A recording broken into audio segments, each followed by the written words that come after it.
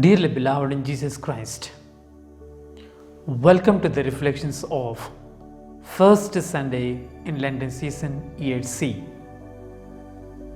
Today's Gospel passage speaks about the temptations of Jesus. The temptation narratives of Jesus is always a consolation for human beings, because if Jesus could not have been spared by the devil, of course, we cannot be hidden of his attention. That is to say, we have our own share of temptations. Hence, today's liturgy of the word helps us to understand that human temptations are inevitable, but the response to the temptations is in human hands. Dear brethren in Jesus Christ, before ever we meditate more into the temptation narratives of Jesus, let us embark in our minds and hearts that temptation itself is never a sin. A temptation can remain at our door of the heart for a long time, but still it's not a sin. It is not always in our hands whether temptations can come or not, but the response or the consent towards the temptation is always in our hands. Therefore, the first thing that we need to understand is temptation itself is not a sin and it is nothing wrong at all. Dear friends in Jesus Christ, the temptation narratives of the Gospel were placed just before Jesus beginning his public ministry. This was the time that Jesus was about to begin his campaign. Before ever a man begins his campaign, he finds out the method through which he was about to go ahead. In temptation narratives, Jesus shows us a method through which he overcome all his temptations. Hence he tells us we too need to use that method in overcoming our own temptations. Therefore, it is appropriate to understand the device Jesus used in overcoming his temptations while he lived on this earth. In facing his temptations, Jesus always looked towards his Father and the Scripture. He had God in his mind when devil was tempting him. He could find all the answers for the temptations and the problems with God and his Scripture, nothing else at all. This is the method that Jesus devised to use to bring men towards God throughout his public ministry. Hence he tells us the only method through which we can overcome our temptations is God and Scripture. Dear friends, Bible has answers for all human problems and solutions.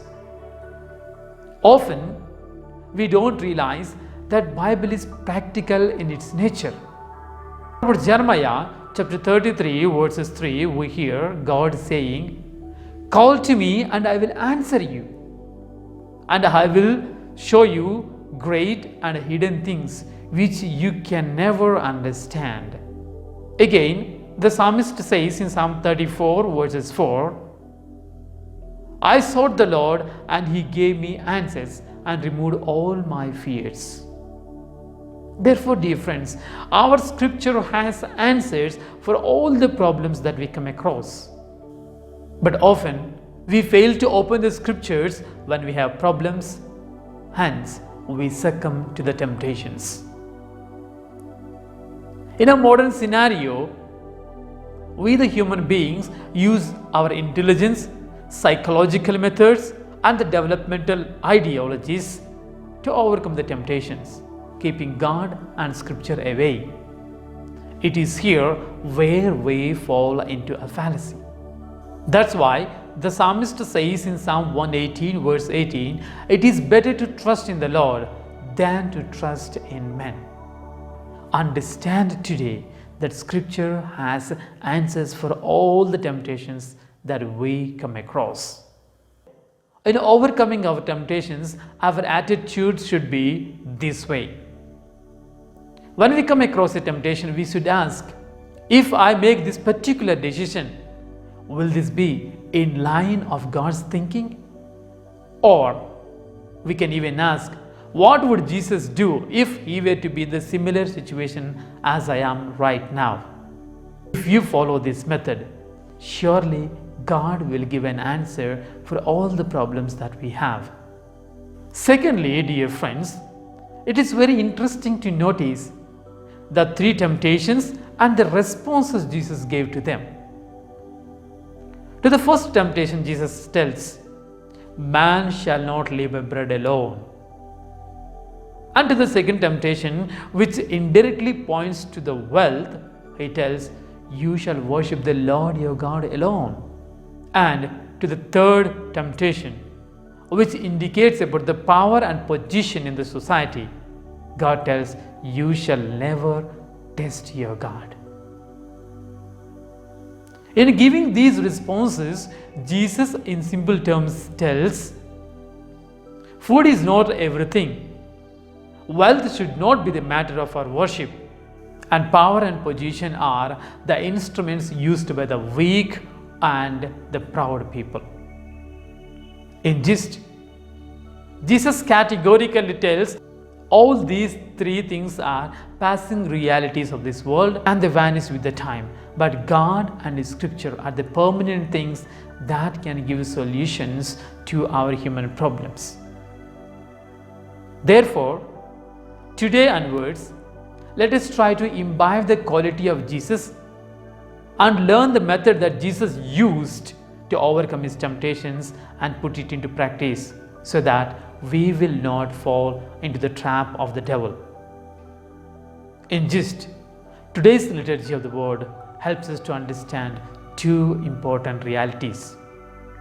The first one, temptations are inevitable for humans and the response is in our hands. Secondly, Scripture and God has solutions for all other problems that we have. Let God bless us all.